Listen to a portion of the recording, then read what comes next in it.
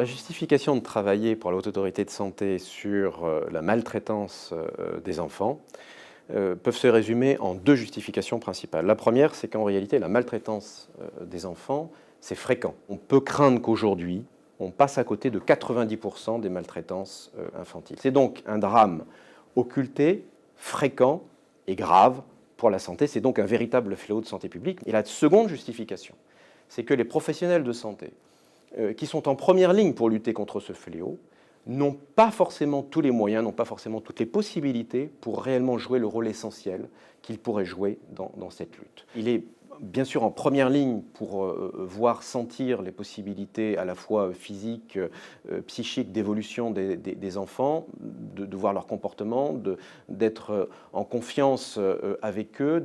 Ils ont la compétence, ils ont la proximité qui leur permet vraiment de pouvoir voir les choses qui vont ou qui ne vont pas. Seuls 2 à 5% des signalements viennent des professionnels de santé, alors que la moitié, par exemple, viennent de l'éducation nationale.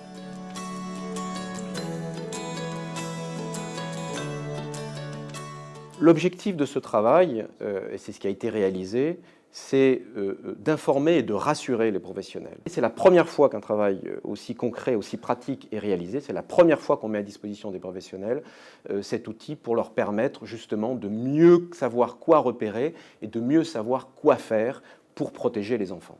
Notre outil pratique, il consiste justement à leur dire, ce qu'il faut repérer. Deuxièmement, il faut qu'ils réalisent des examens dans un contexte particulier et on leur donne des éléments précis pour savoir comment bien réaliser cet examen.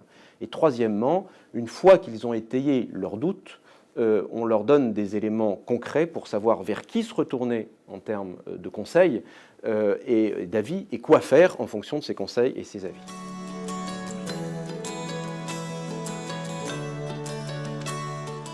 Le signalement au procureur de la République ou la transmission de ce qu'on appelle une information préoccupante, si l'enfant est en risque de danger, au Conseil général, à la cellule de recueil d'informations préoccupantes, la CRIP, et qui a pour mission justement de recueillir tous les risques de danger des enfants maltraités, est effectivement un acte médical. Il ne doit se substituer ni à la police, ni à la justice.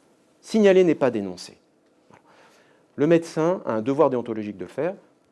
Il ne doit pas avoir peur des poursuites éventuelles. Il ne craint rien, ni au plan disciplinaire, ni au plan pénal, ni au plan civil, s'il respecte scrupuleusement les recommandations de la Haute Autorité en matière de signalement ou de rédaction du certificat médical.